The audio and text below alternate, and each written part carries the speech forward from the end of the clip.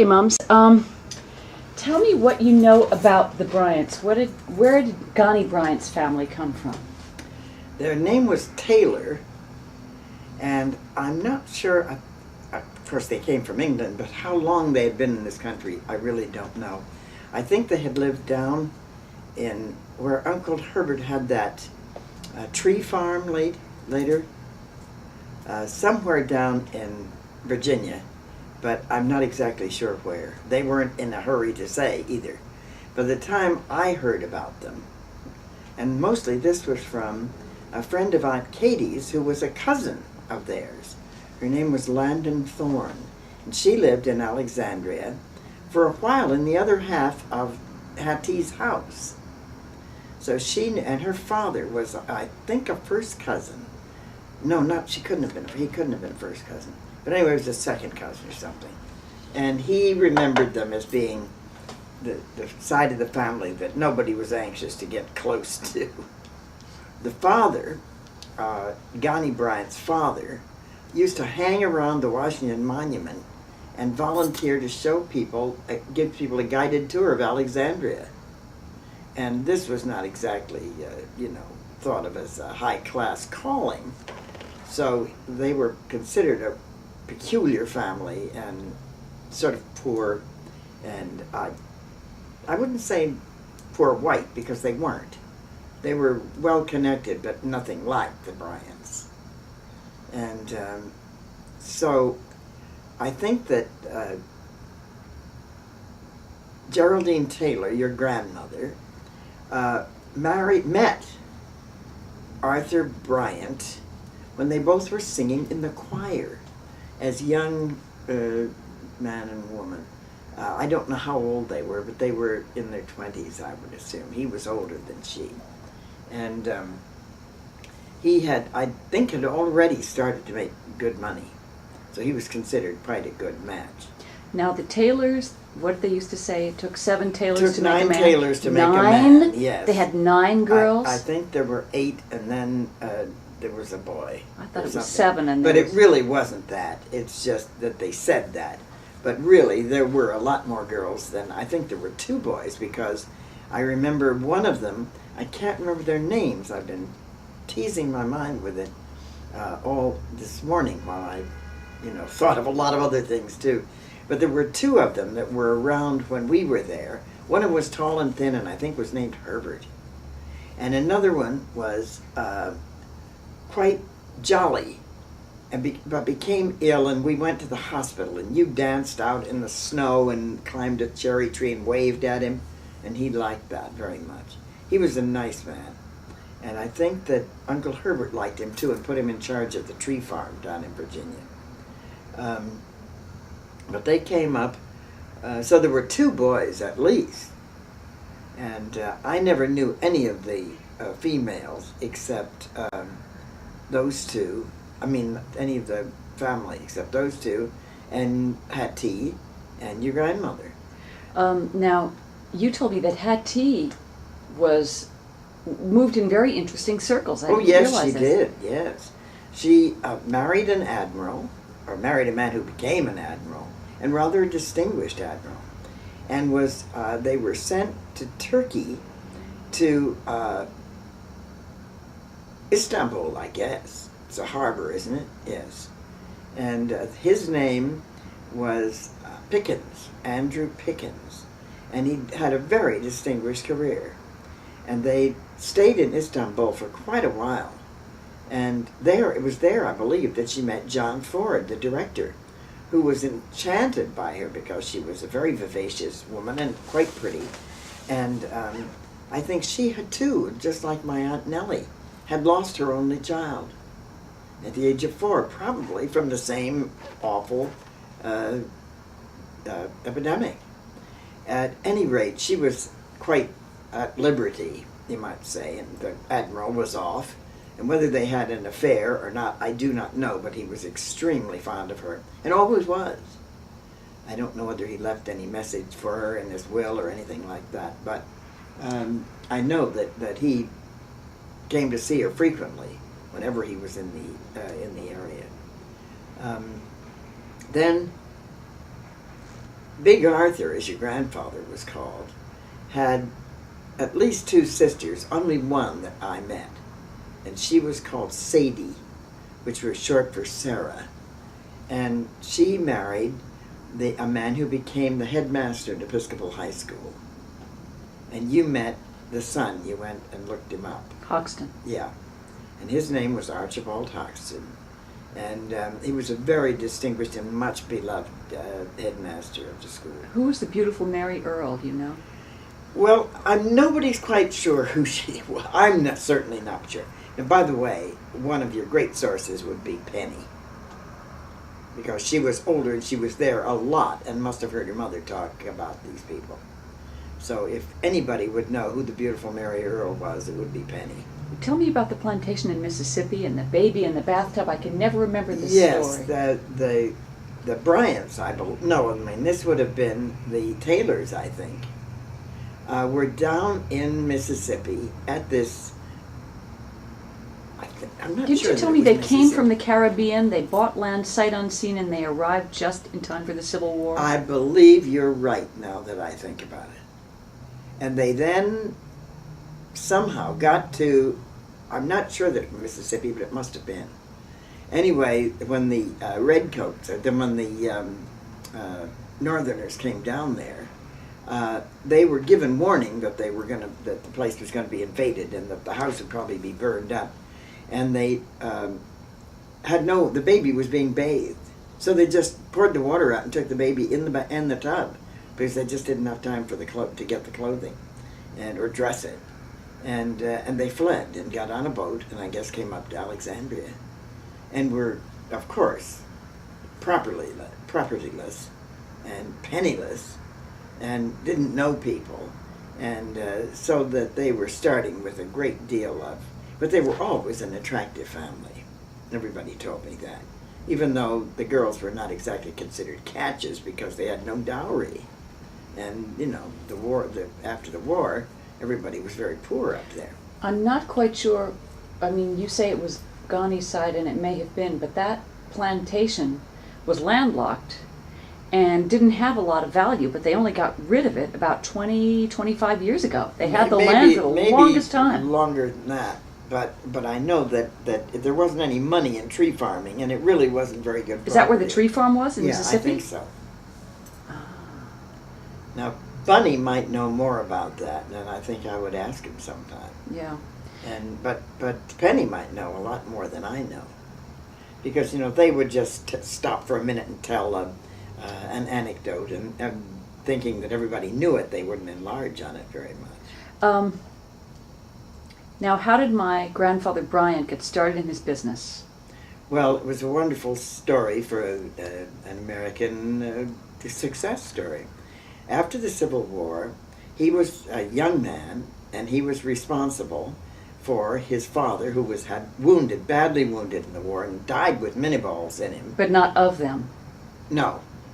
And he had two sisters, Sadie, and I believe the other one was called Ruth. And he was responsible for these three people, one of whom was quite ill, probably had a slight pension, but very little. And they had been grain brokers before the war when Alexandria was a port. And just as my family, the Forbeses, were forced to leave Perth Amboy because it was not a port anymore, the boats got bigger, just as New York City now is finding itself totally unimportant as a port. New Jersey is bigger.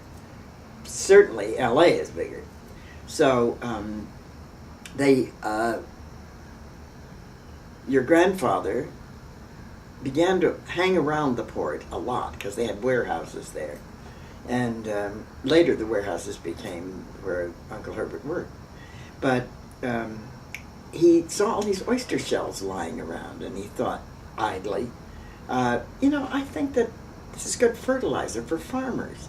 And maybe if I ground it up, I could take it out and see if I could sell it and make a little money. With then horses and carriages and all that stuff. And so he got some oyster shells. There were plenty of them.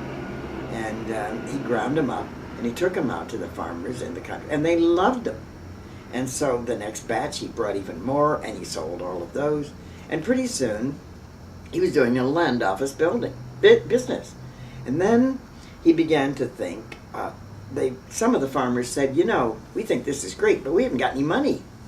And we can't have any money until the crops come in, and even then we might have to pay you. And would you take chickens? And he said, sure, take anything. So he bought little bits of property all over Virginia to store this stuff that the farmers would bring in. And so Virginia and West Virginia. And so your grandmother and Big Arthur would go out and visit these various warehouses and see that the things were going. They had a manager who took the produce in, and he became the first millionaire that Alexandria had. He'd done very well. Is that when my grandmother took up knitting? Yes, she would have to sit in the carriage and wait, or in the warehouse and wait. And then when, later on, she would sit in the car and wait, and she drove. She drove him all over the place. He didn't drive? Yes, he did, but he didn't like to. He'd rather observe the countryside and see what was going on, and he felt he learned more that way. But it was on one of his trips that he found that wonderful table that you like so much. So that time he was driving. But sooner or later, as you know, the land that he bought, when chemical fertilizers came in, the oyster shells were worthless. And besides, there probably weren't too many of them left. But he then discovered that he had all this wonderful land, and where do you think it was? In all these little places in Virginia and West Virginia, right next to the railroad station. In other words, in the center of town. So he had enormous wealth from the sale of these properties. And the one he had in Virginia, I don't know whether you remember going, it was down to the Memorial Bridge, and it was like 10 acres. And they had to put a bill through Congress to sell it, because they didn't want just anybody to buy it and start putting up a factory or something. So he did very well.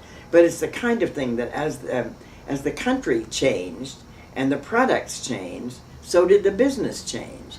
So that what started as a fertilizer business became a property business, just inadvertently. He never went back to brokering grain? No, he never went back to brokering grain. Everything went down to Chesapeake Bay, and everything went down to Norfolk, which was the entry of the bay, and still is there. That's the bay. That's the nearest big harbor. Baltimore's closed up. It used to be a huge thing. So what happens to New York City now is quite regular. Happens all over the world as the boats get bigger. And now with these boats coming out of the Orient and the Middle East with the tankers that are just as big as 2 city blocks, I mean, there's just no place to hold them. And you know, San Francisco used to be a huge harbor, and now you look there, it's all in Oakland. And the unloading is done by great hoists of machines that are all run by computers, and all these poor men who used to have jobs as longshoremen are out of work. Unless they can run a computer. Let's get back to the family. Yeah. If I can think of what else to ask you. Okay, so my grandfather didn't have a degree of any kind. No, he didn't. He couldn't afford to go to college, nor could he take the time. And but they were both very musical, and he made my grandmother stop singing after they got married. How much older than she was he? I don't think that he was very much older, but probably 8 to 10 years, I would think, at least. And the first child was Herbert. And she was very, very pretty, and of course she liked to sing in the choir, and he knew himself that he had fallen in love with her by looking at her singing in the choir. The oldest child was Herbert, and then came Ruthie. How much younger? I think she was about 3 or 4 years younger. And then came your father, who was the change of life baby. I think he was, when she was, well, along the 35 or 40, something like that. And it was really, when she was going to have children, he didn't like to have doctors in the house. So for the first 2 children, she didn't have any doctors. But then she got very nervous. Well, my father was 12 pounds. Yes, he did. He weighed a huge amount. They were all pretty big, weren't they? Yeah, I think. And that was very frequent in those days. And he ate twice as much to keep the baby healthy and all this sort of thing. So, Uncle Herbert went to Episcopal and UVA? Uncle Herbert went to Episcopal and UVA and was the star of both institutions. He played everything. He was tennis, golf, football, just baseball, everything. And your father did just about the same. Except many years later. Yeah. And Uffie went to Peabody. Where did she go before that? She went to, I believe, Holton Arms, or one of those Virginia colleges. But it may have been, I don't know. No, she went to Peabody. Oh, yes, but that was later. She went to undergraduate school first. Yeah. But Peabody instead of college. Right. So, Well, that is a college. yes, but I mean, she graduated from school. You have heard, your grandfather was very strict with Auntie Uffie. And when she was presented to society, he would always tell him, you've got to be home by midnight. Well, she said, nobody comes home at midnight. This is the roaring 20s and things like that. And so she said she would begin to be angry and she knew he would be hiding in the house when she came back, because it would be like 1, maybe 1:30, maybe 2. So she said she would arm herself. She would leave great big jars of cold cream, Pond's cold cream, by the side of the back door. And then she would come in, and she would have one of these in her hand. And if he said, where have you been? She would throw the cold cream at him. Well, I don't know whether she ever really threw it, but she would threaten. Anyway, they had many an argument about this, the comings and goings of the society girl. She was very much in love with one of the DuPonts, who was in love with her, but the Bryants broke it up. They didn't consider the DuPonts were a good match. And probably they weren't, they probably were fast and all that sort of thing.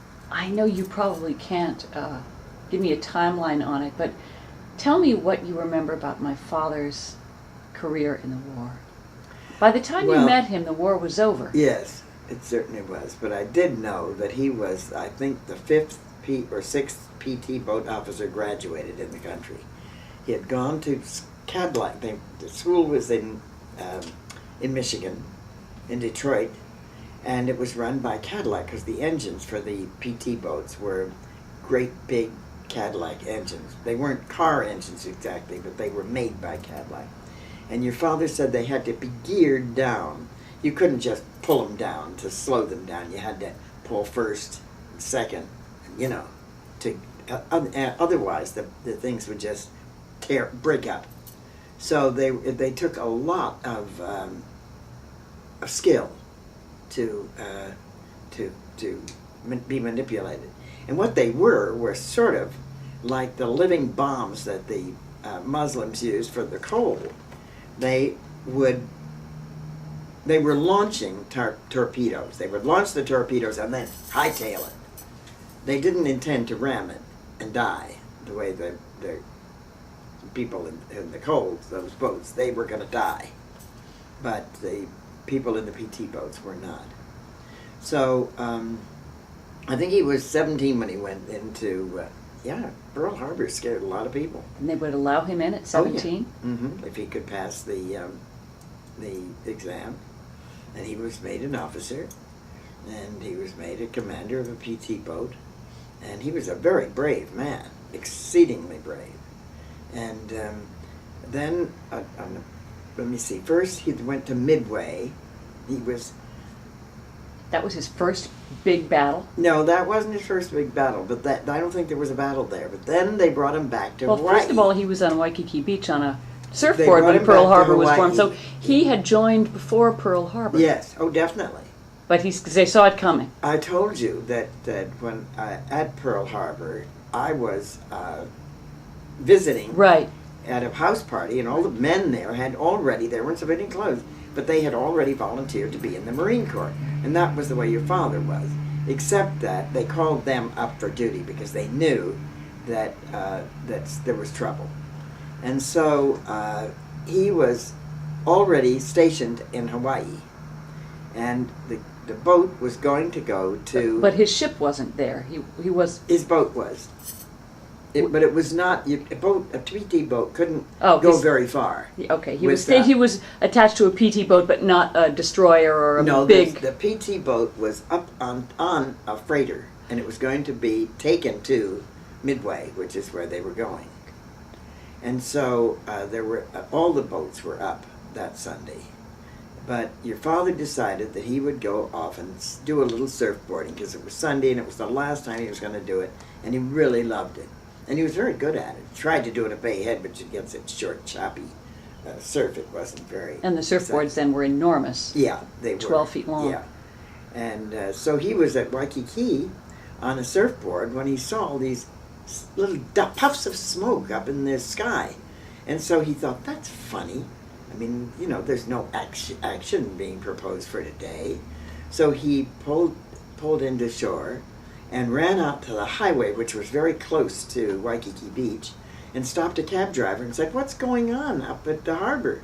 And the man said, well, we're being attacked up there and they're shooting. And he said, take me there. So he arrived in shorts with his surfboard, and he immediately, he said, he climbed up on the freighter and they started firing machine guns at these planes. They couldn't, of course, hit him very much. Do you know what the freighter was? No, but it was just, you know, a freighter. Cargo. Yeah, and nobody in his outfit was killed, but he saw all the boats go over. He saw them sink. He heard the screams. He heard everything, and it was a bitter, bitter time. So then the officer of the harbor was Admiral Kimmel, I believe his name. Kimmel and Short. Short was the soldier, and Kimmel was the admiral. Short was the general. And they were in charge of all the men at Pearl Harbor. And they had heard, Admiral Kimmel had heard about the PT boats, but he hadn't really ridden on one. And so he asked if he could ride on your father's.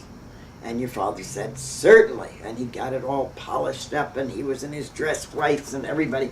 And so he said, always off Diamond Head, there was a destroyer which went back and forth and back and forth. And so your father thought, well, the admiral doesn't know what this boat can do, so I'll show him. So he stepped on the gas, and of course the thing was going like 40 miles an hour, which was very fast for any boat then.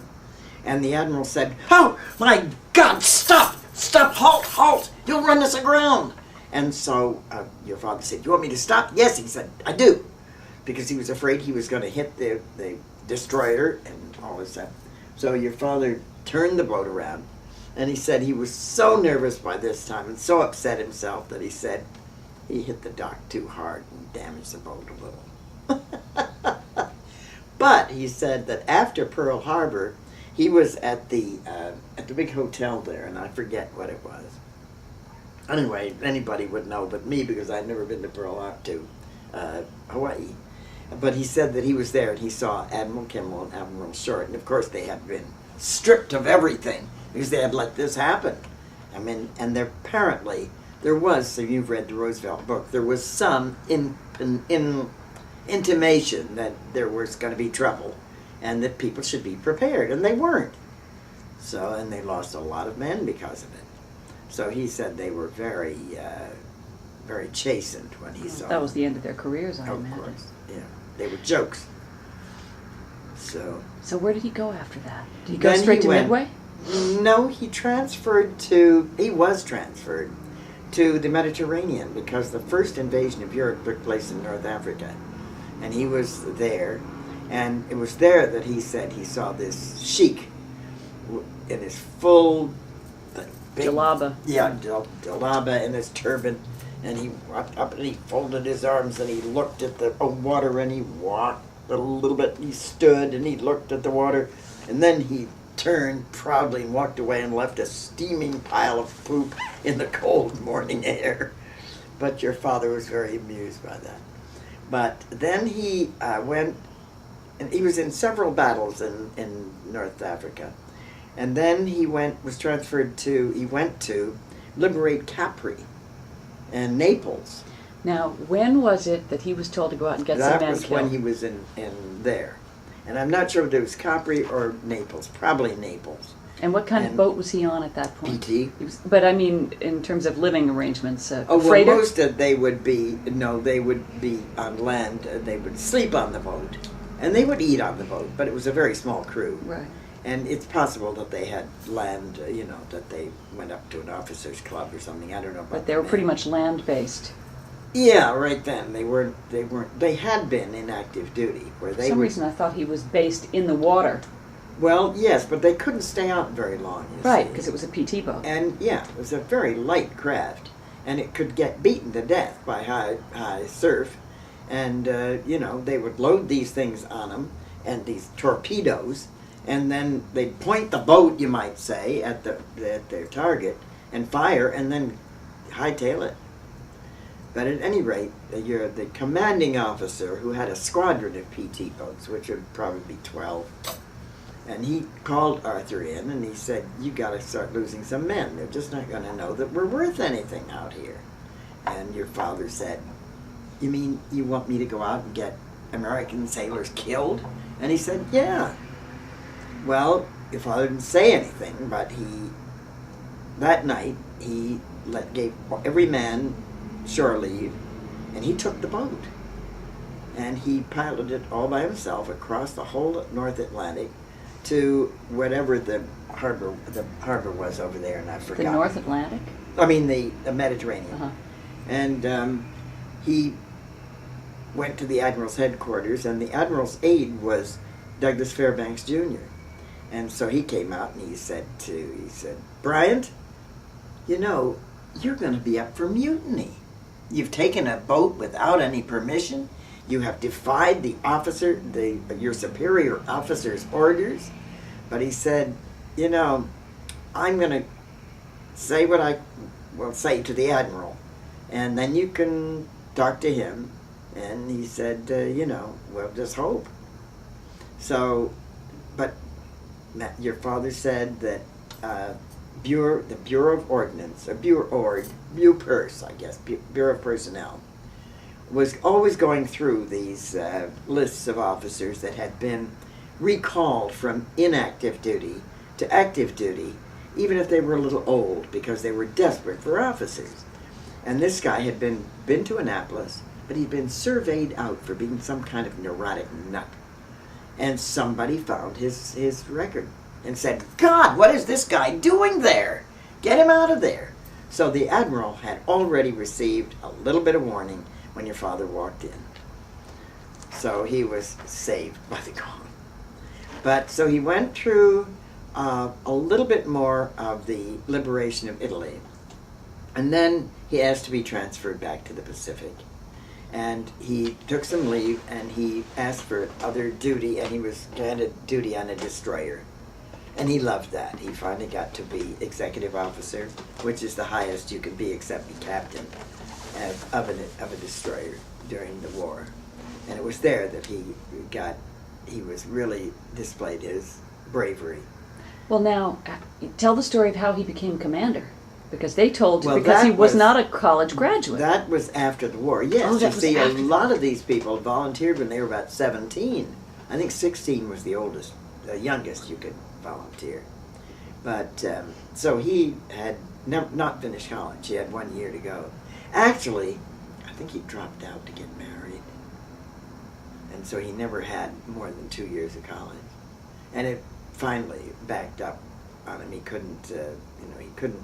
He didn't have the education for it. But because he was such a good officer and had such a good record, when he, I guess, volunteered to return to the Navy during the Korean War, and while he was in active duty again, as an executive officer, his old post, he ran into one of his former commanding officers, who was then an admiral, who said, "I know, Bryant, you would really like to have a ship, but I've got to tell you that is a step in a career officer's life, and I just can't put you. I can't do that because it would give somebody else less of a chance to be what they're being trained for." But he said, "I'll tell you, if when we're here in Newport, one of the officers who's going to the 6th Fleet duty gets double pneumonia, I would certainly recommend you as a qualified replacement for him as an officer. And so that's what happened. Somebody got sick, got double pneumonia, and this admiral, true to his word, gave your father command of a ship, not as a executive officer, but as captain.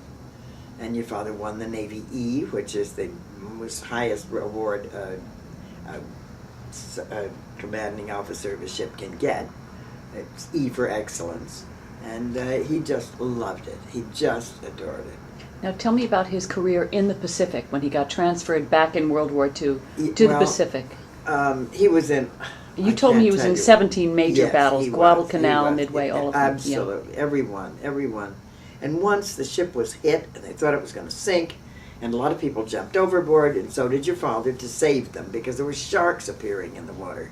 But it didn't bother him. He saved the cook, who had already been wounded and was bleeding, so that was not a, He was a remarkable man, and totally without fear when it came to that. He was quite nervous when it came to critics and things like that, but that's a different war. So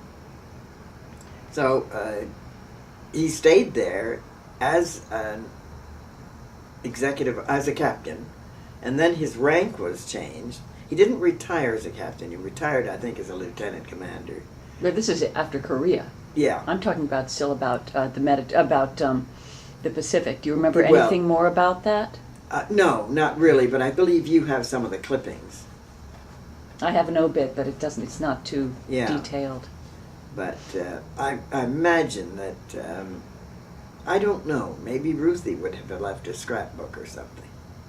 But I thought I gave you some clippings that were in one of clippings that he had sent from, I don't know where it would Now have you been. told me at one point he was out on a boat for 2 years without landing. That's right. That was the destroyer where he was then an executive officer.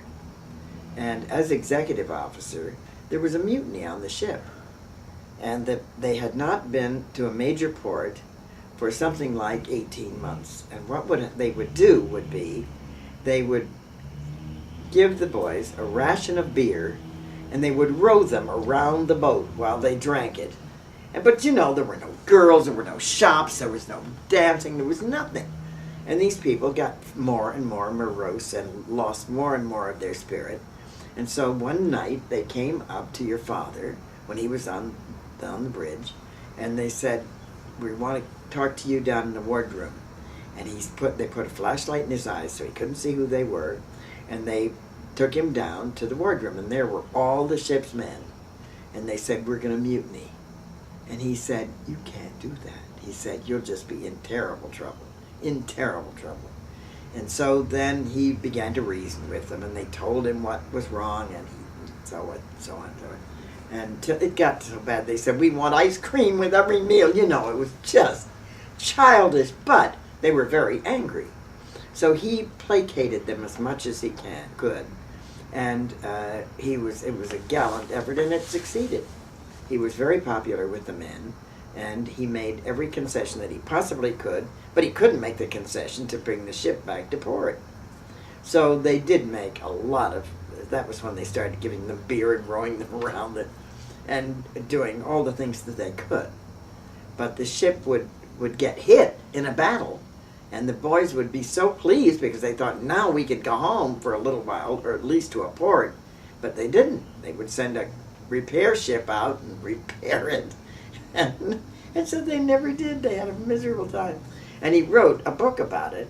And unfortunately, it was a very good book. But, of course, when we divorced, I don't have a copy of the book. Now, maybe one of your stepsisters does. Or I guess you have only one half-sister. She might have a copy. It was called, what was it called? There was Double Image, The Bells of St. Ives, and there was a third one. Well, this one was called, oh dear, I'll have to think about it. It was a quote from Shakespeare, too. It wasn't Full Fathom 5, but it was something like that. But it was from that poem, I think. But I'll remember that, and I hate for you to be recording this. That's terrible fine. I don't lapse of remember memory. either, and I've used to. Yeah, I mean, It's been a long time since I thought of it, and I never read it. no, I read it, Yeah. but it was two things. It was not only the story of the ship and the mutiny, but it was a love story. Yeah. And so maybe that's why I don't remember. But Okay, so after you met him after the war and before Korea? yes. And then he decided to go back into the Navy during the Korean War. Right, because I remember you used to drive him to the Pentagon. What did he do there? Well, he was, as a lieutenant commander, he was doing work, plotting, planning, assigning people, doing the land kind of work that a lieutenant commander would do, writing reports, doing that sort of thing. And finally was sent to England. And by this time he had remarried, and he started selling scripts to television in England. Oh, so he was still in the Navy when he went to Yeah. England. I didn't realize that. When did he have time to race Formula Ones? Well, he just did. He made it. So, what was that book? What was that story called? I know, I can't remember. I can turn this off. Sea Change. Yeah. Really? Yeah. Okay, I don't remember that title, but I remember knowing that remembering it was from that Mhm. poem. And that was a story of the love affair and the change that occurred in the men because of their constant contact with the sea and with less and less contact with land. Was this a love affair with a man? Yeah. Yes. So, I'm Yeah. exhausted. I didn't even expect that we would go here, but this is great because I don't have any of this. Well, I'm Yeah. sorry. You see, John Farrar did have a copy of this book for a long time. I could probably Then find it. he died. Yeah. But it was never published. Oh, that's why we And have so it. it was just the script. Yeah. And I never had it. And he took it with him with his papers when he left. Right. And so I have no idea what happened. And maybe I would doubt very much if the Farrar, Straus and Cudahy or whatever it is now would have kept that book. Yeah. Too bad. So, Yes, you were divorced. We went to Mexico. right. We came back. He was killed. We went to Rome. I know about your theatrical career. Yes. We came back to New York. Tell me about the money. Well, How did you do it? How did you swing it? How did I go to private schools? Well, first How did of I all, have music lessons? And I know everything you didn't was- buy clothes for 10 years. everything was much cheaper then than it is now. Was there a housing crunch when you tried to come back to New Oh, York? terrible, terrible. As bad as in the war? Not quite as bad as in the war, but there was a housing crunch, and of course I came back from Italy. So, and you were grown up enough to have. You were then about 9. I was 8. 8, and so I decided that I would sleep in the room with you, but would not keep any of my clothes or makeup or anything in there. So you would have a private room. Now, how did you find that place? Where were we staying when you looked? I remember you He came was back to staying take at care of Bay Johnny. Head, Okay. and I would Go into the city and look. Yeah. Did you find it through the Times? Yes, I think so. Uh-huh. And it was I could afford. I knew what I had. I could afford. And where did your money come from at that point? At that point, I rented the house that was In Georgetown? in Georgetown, and I had a little Social Security money that came. You did. It came, so that paid for the school, and Now the house in Georgetown you owned free and clear? There was no yes, mortgage on it? No mortgage on it, and I didn't put one in Right. because I was afraid that I would get stuck with. I had to pay the taxes and things on it, of course, but at least I got. I was able to.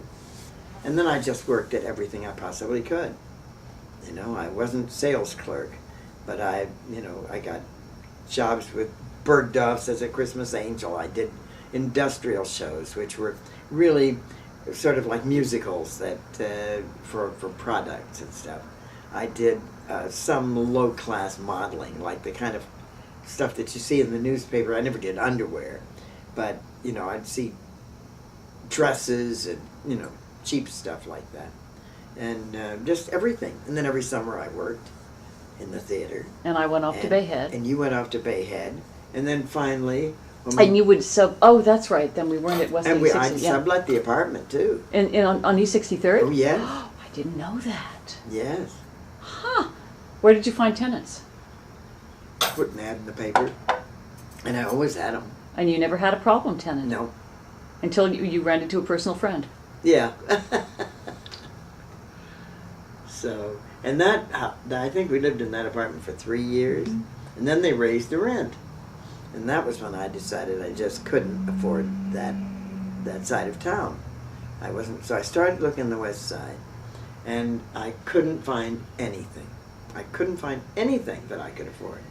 And then one day I was looking in the newspaper, and for some reason, my eye fell upon apartments of 6 rooms and over. And there it was, 10 West 86th Street, $250, rent control. Well, I was on that phone, and I never left it until I got hold of that apartment. And I remember how well, when I got it, he said that he would give it to me. And you and I went up there, and it was dark. It was sunset. Yes, it was beautiful. And it had just been painted, and it looked and smelled so good. And we were just ecstatic. But people who were, you know, who had children in the Nightingale said that people wouldn't speak to me because I was living on the wrong side of the tracks and all this bourgeois. So, but I knew they would because I had apartment 3 times what they had and good transportation. A subway on the corner and a bus on the corner up and down and crossways. What more could you want? And then I was a little worried when I had to take you to school that I would have to take you there every day. So I did take you there for quite a while. But then one day I was on the bus with you and we were standing up and a woman came up and you had that long hair and she touched your hair and she said, I had a little girl once who had hair like that and you never turned, you never smiled, you just were stony. And I was about to say something to the nice lady, and then I thought, no, she has to ride this bus and she must get these people talking to her all the time. So I said nothing, and you were very, very resourceful. You were so resourceful that one time I came home and there was a murder at the corner of Central Park West and 86th Street, and you were there with the police and all the reporters, and I stopped it. I said, what are you doing here? And you said, well, I got off the bus from school, and I said to the officer, what is it? And he said, it's a homicide, girlie. And so I ran upstairs and looked up homicide, and it came back down. But you were very good. Okay, so you had a little money from the Georgetown house. Yes. And a little money from Social Security. Mm-hmm. And a little money that I made. And anything from my father's insurance or? No, but yes, there was, no, but that, I didn't get that for quite a while. You got that. Yeah, that's what I mean, though. That came from me. Yeah. But I did get, I got some sort of child support, like I think $100 a month or something for you. So that helped a great deal. And, you know, I just watched everything. I mean, when did that start to change financially? I think you said you got something from Aunt Nellie or something happened. Yes, Aunt Angela. Aunt Angela. That was my grandmother, the one who died at 23, had an older sister. And she left money. My mother, my Aunt Nellie, and this woman, both great aunts on either side, they were the sister of the groom and the sister of the bride, got together and said, what are we going to do about these twins? And they didn't have children by this time. Aunt Nellie had died in the epidemic, and Aunt Angela never had any. So they agreed that one would take care of the boy and one would take care of the girl. So Aunt Nellie took care of my mother, who was the girl, and Aunt Angela took care of Stanley, who was the boy. But she was very fond of children, and she was very fond of my mother. So she left each one of us, in addition to leaving Uncle Stanley the farm and everything, she left each one of us $20,000. Well, I'm telling you, $20,000 was an unheard of sum for me. It just took all the stress. I knew that if something happened to me, you would have enough to finish school, and you know, it would be a little start, and maybe I could even buy a house or something with it. So that really was a tremendous change for me, and it was just plain wonderful. Now, when did that happen? This happened when we were about I don't remember what year it was, but we were well secured in the, you were about to graduate, not graduate, but you were about a sophomore, I think. Right, so we were already in West 86. Yeah. That's Oh, I yes. kind of remember Yeah. that. Yeah. And it was It's just... before you met Max. Yeah. But it was just wonderful. It was just wonderful, because it was instant saving. And was that the reason I was able to go to horse camp and music no, camp? but you know, it had a little income that came with it. So yeah, it helped a lot. But mostly the way it helped was that I was always not desperate, always not thinking, oh God, something happens to me, what will happen to her? And you know, you think about those things. Now tell me how you met Max. Well, Maggie and Larry, who'd been living in Rome with us, decided to get married and come home from Rome. And But they got married there. they got married there, and I missed that because my mother became ill, and they asked me to come home. And so, Maggie and Larry decided to get married and come home. And the boys were sent to school, boarding schools. And I think that, was it Tony that was graduating? I believe It was so. Peter. Peter graduating from Sterling. Yeah. And we decided to go out for that weekend. They were living in Westport. And Why did they went out. settle in Westport, do you know? Because I think Maggie knew a lot of people there. And they rented a house there. And she knew the Waynes, for one thing. And the distinguished people that she knew all had settled in Westport. And that was very important for her. And Larry had a mother that he was taking care of, and they found a nice place for her. She had a little apartment there. And so then when Peter was going to graduate, they would occasionally invite us out for the weekend. But this time they called it was very special. They said, would we come up to the graduation? So we said, sure. And so we went up for the graduation, and then we were driving home. I should step back a bit and say that during their stay in Westport and our visiting up there, we had met Max and Carol. And so I had met them and seen them occasionally at parties. And I had seen the Waynes, of course, at parties too. And so I had heard on the radio one afternoon that Max Shulman's wife had died. And so I knew that she had gone. And then we went up to this graduation, and we were coming back from the school, and Maggie said, would you mind taking a later train back to New York, because we've been invited to the Waynes for cocktails, and Max Shulman's going to be there, and it's the first time he's been out since his wife died, and it would really be, nice if we could all go over there, and then we would take you to the train afterward. So I said, sure. And I was with you. Yes, because I remember that weekend. And Martha was there, and she had just learned all the names of all the kings of England to some poem that she... Anyway, she was adorable.